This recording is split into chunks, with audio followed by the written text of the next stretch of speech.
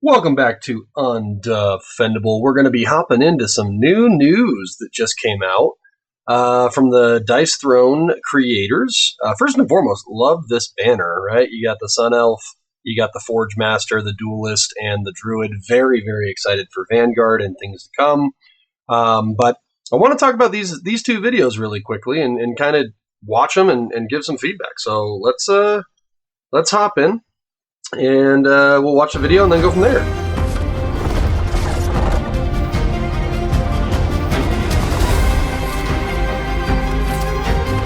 Love that.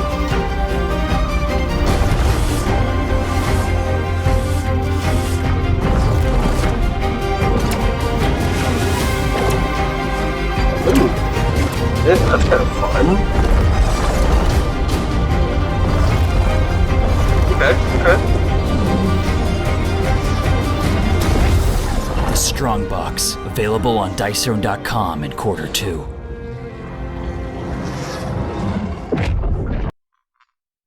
So, yeah, I mean, this is pretty cool. This is something that the community has been asking about for a while. I know that the battle chest tends to be the best value, but you're lugging around 8 champions, and it's pretty cumbersome and heavy. And then they came out with like individuals or dual stuff, but that again isn't necessarily great for a bring 3 ban 1.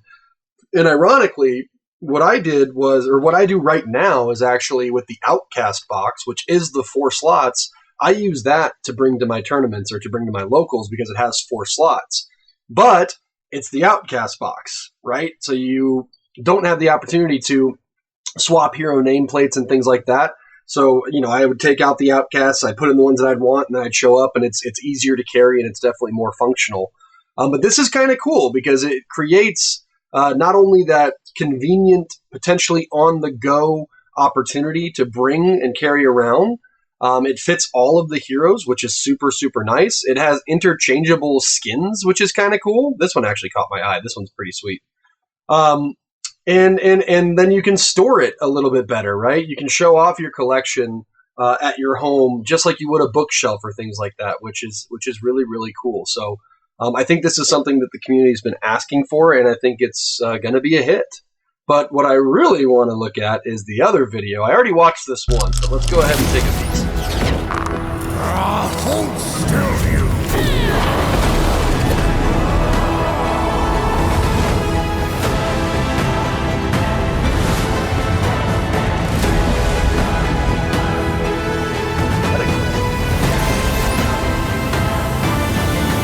Cross-platform play, very nice.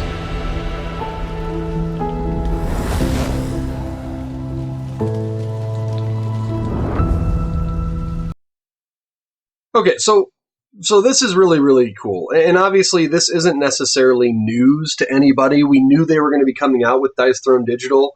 It's been teased for a while now, but the fact that they have an official day, which I think was April 14th, on Kickstarter is when it's going to launch, and we can start backing it, is really encouraging.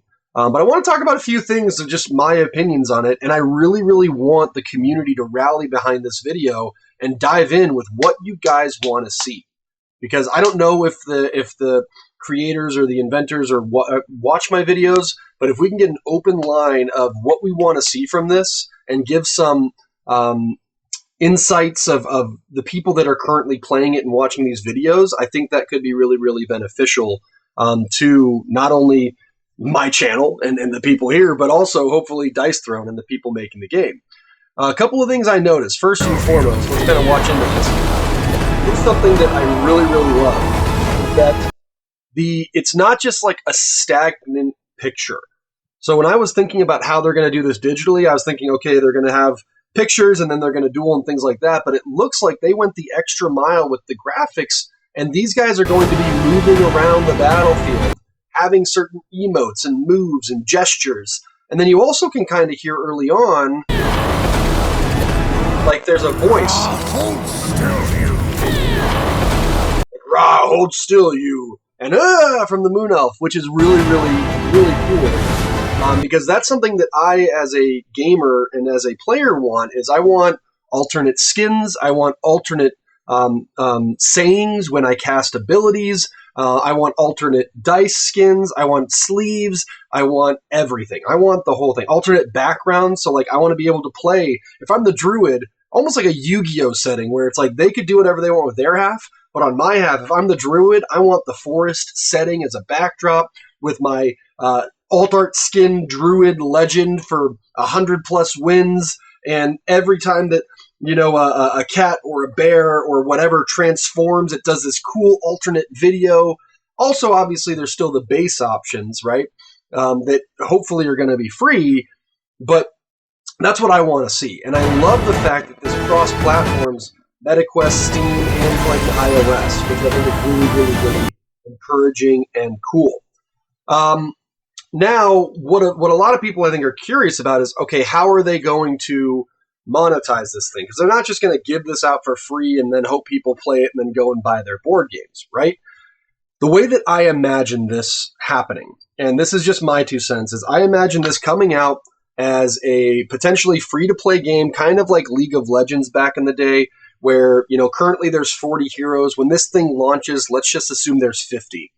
And the free-to-play version of this is it's a rotating monthly thing where you get 10 heroes every month, and you can play in those heroes in casual or ranked, or hopefully they have like PvE adventures and things like that, where you have like what's the word? Not VSync.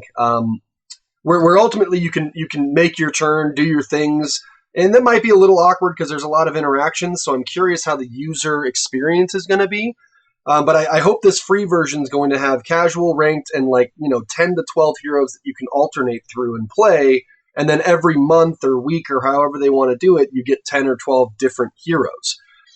As for the paid version, I want an option where I can unlock every single hero, whether it's from grinding games, gaining experience, and paying with in-game currency, or ones that I can just buy outright.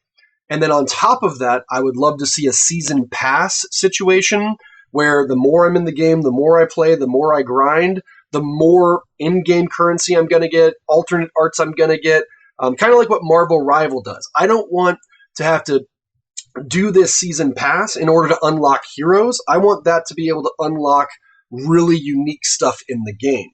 And then on top of that, I want an opportunity to unlock additional chests or alt art skins or sleeves outside of the season pass as well. That's really what I want to see. I think that's fair. I think the community would also like that. Obviously, I'd love to log in and have it all be free to play, and the more I play, I can unlock skins for free, blah, blah, blah.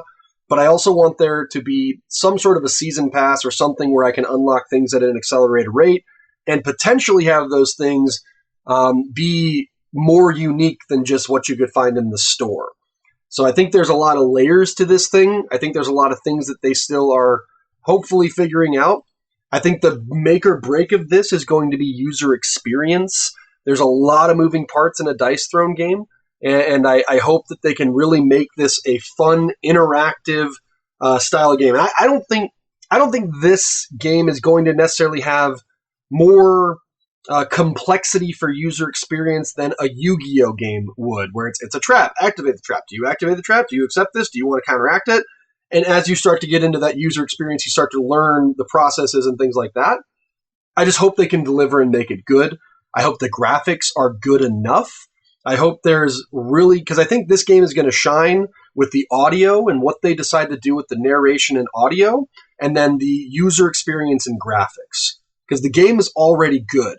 Now, how can you level this up so that it is a equal on-par experience as playing on physically or on other alternatives, like Tabletop Simulator, for example? So, long story short, I'm excited for this. I'd love to play test this and give my 2 cents where I can.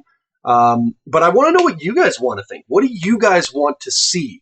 What do you guys want to experience? What are you guys maybe willing to pay or not pay, right? Because I know a lot of us have already invested $5,000-6,000 of dollars into this game, getting the sleeves, the skins, the heroes, the adventures, and things like that. So then to go back and have to pay for all that again in a digital platform, which I don't really mind because it is a different experience, a different alternative. But I'd love to hear your guys' thoughts and what you think. And I appreciate you guys watching the content. Don't be afraid to like, comment, and subscribe, and we will catch you guys next time. Thank you so much.